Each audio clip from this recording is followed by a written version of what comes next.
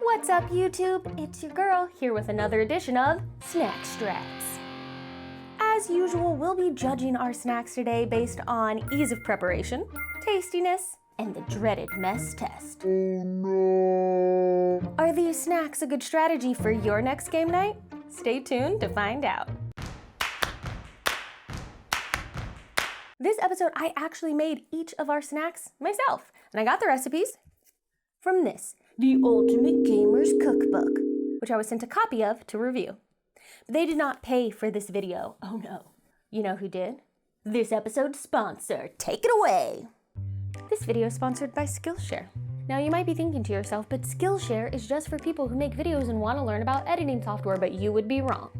For example, to prepare for this video, I took some cooking classes, including this one about improving my knife skills, and you will see what I learned on display throughout this video. No goal is too small, and Skillshare can help you jumpstart a new hobby with their learning paths for sewing, drawing, music, even learning a new language. Or you could check out one of their career-focused learning paths. Traditional work or jobs are not one size fits all. Learn how to design a career to fit you. Check out Build Your Business and Brand, Translating Your Passion into a Plan, or Making a Living as an Artist, Strategies for Crafting Your Creative Business. And you can check this all out for free. The first 1,000 people to click that link in the description below will get a 1-month free trial of Skillshare. Thank you to Skillshare for sponsoring this Snack Strat video, and thank you to you for watching.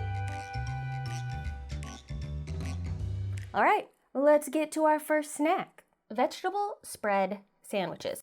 I chose this recipe because I thought it might be one of the least messy options that we have in the book. You can see though I got a little overzealous with the filling, and I may have overstuffed them a little bit. Let's take the prettiest one to eat.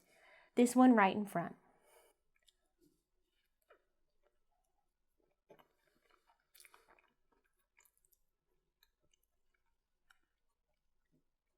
On the tastiness rating, I'm gonna give this a 4 out of 5.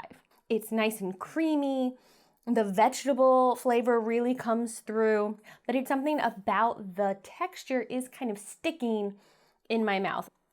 Ease of preparation, I'll give these a 3.5. It did require me to chop vegetables, roast them in the oven, cool them, and put them in a food processor. Now, I also had some leftover spread that didn't go on the sandwiches. So let's see how this vegetable spread works as a dip. Oh yeah, this is meant to be a dip. Forget the sandwich. Tastiness rating of the vegetable spread in dip form, 5 out of 5. For this episode's messy testing, we'll be using Vengeance Roll and Fight, episode 2. How does the veggie spread sandwich hold up?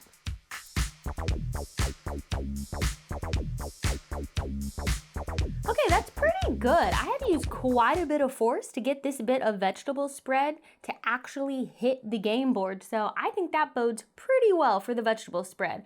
Messiness rating, 2 out of 5. Next up, we're testing baby BLTs. Hold the L. Nailed it.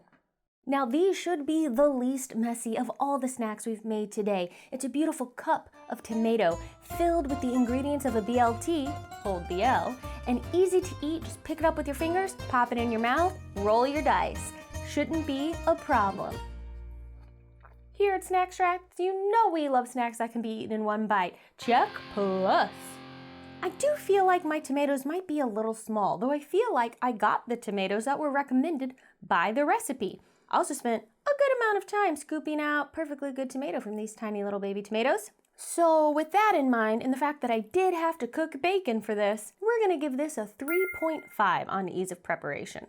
I love a BLT. I love the bacon. I love the mayo. I love the tomato. But I'm not sure these are quite working for me. I do feel like the bacon and the mayo overpower the tomato in this snack. Now maybe that's because I didn't get the right size tomato. But a bigger tomato can't be eaten in one bite. It's a conundrum. So with all of that in mind, this is gonna get a tastiness rating of 3 out of 5. Now, how about the dreaded mess test? Those fell pretty quickly. Didn't take much for them to just slide right off the plate. You don't want to be walking around tomato, tomato, tomato, tomato, oops, and ruin someone's game. Messiness rating for the baby BLTs hold the L's? 1 out of 5. Next up, we've got Beefy Dip. This recipe says, do you want a cheeseburger or do you want dip? Why not both? This was definitely one of the more time-intensive recipes that we made today. This involved chopping a bunch of vegetables, cooking ground beef, mixing in cheese, dumping in cream cheese, dumping in sour cream, mixing it all together, sprinkling some parsley on top. Is it all worth it? Ease of preparation? I'm going with a 3 out of 5. It was a pretty messy pan I had to clean after this. But was it worth it? It's time for a chip to enter this dip. Is it gonna feel like we're eating a cheeseburger? I'll let you know. Genuinely, that tastes like a cheeseburger. That is a cheeseburger dip. That is the most perfectly named recipe I think we've ever made on this show. It tastes like I'm eating a cheeseburger on a nice bagel chip. That's good. Tastiness rating, 5 out of 5. With that in mind, I'm gonna say prep time, worth it. But what about that mess test? This one seems to hold up pretty well. And what if I put some on chip? That's pretty good. I'm holding it upside down. It's not falling off. I'm gonna give this messiness a 4 out of 5. Next up is spinach artichoke, Hearts of Darkness. Good pun. Mine look a little different from what you see here in the picture, and there's a good reason for that. It wasn't human error. Not this time. We all know that sometimes in a game, the strategy you go into the gameplay with isn't the strategy that's actually going to win you the game. You realize midway through, this isn't working. I gotta pivot. I gotta be flexible. My strats can't be set in stone. I gotta be willing to mix it up a little and see how things go. So this was the ultimate test for the Ultimate Gamer's Cookbook. Could I take this recipe and flexibilize the strategy a little? This recipe called for pre-made phyllo cups. Did I get those? No. I got phyllo sheets. They were frozen. Did I let them thaw? Absolutely not. So I just shoved them in cupcake tins, just in layers and shoved it in. Is this gonna work? I have no idea. And then I didn't use the food processor to chop up these bits. I used my own dexterity. That's right. Dex is not a dump stat. Or it shouldn't be. I mixed it all by hand because if this recipe can't hold up to a good bit of hand mixing, it's not worth its weight in gold traded for wood. So let's see, could this recipe hold up to the Flexistrat? Here we go. Tastes like spinach artichoke dip. Holds up pretty well. It's actually not falling apart other than the bits of phyllo. Pretty tasty. Ease of preparation? I'll rate this one a 4 out of 5, mostly because of the adjustments I made to the recipe. But how's it rate on the tastiness scale? I like spinach artichoke dip. I like phyllo dough. This came together pretty well. I'm gonna give it a 5 out of 5.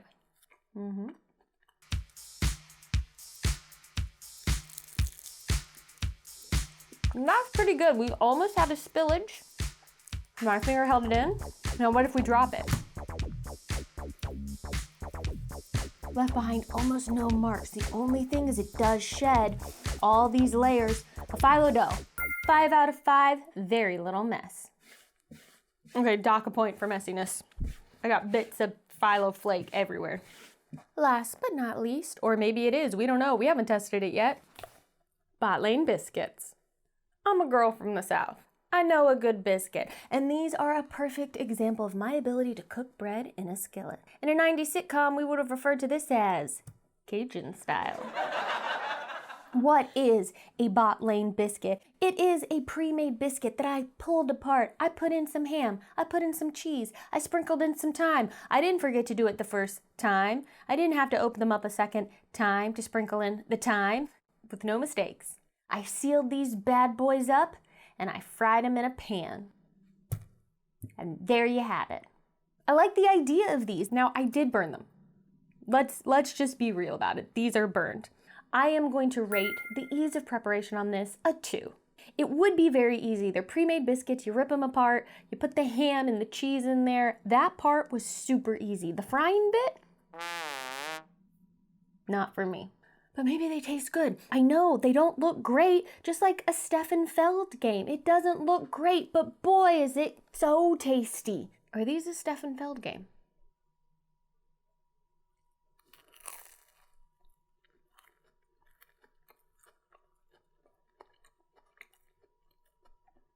It is more cooked through than I thought it would be, honestly. Okay, so tastiness rating. I'm gonna give this a 4 out of 5. Now, the frying is just a layer of work that frankly I don't need before people come over for a game night. I'm too busy laminating all my cards so people don't ruin them. I'm too busy learning the rules for all the games I'm gonna force people to play with me. I'm too busy lint rolling the game table. I don't have time to fry up a biscuit. But now we gotta move on to that mess test and find out how these fingers interact with some cards. Not too bad. Filling isn't coming out. It's not actually leaving anything behind. That's pretty impressive. But how about our fingers after? Oh look, I'm looking at the card.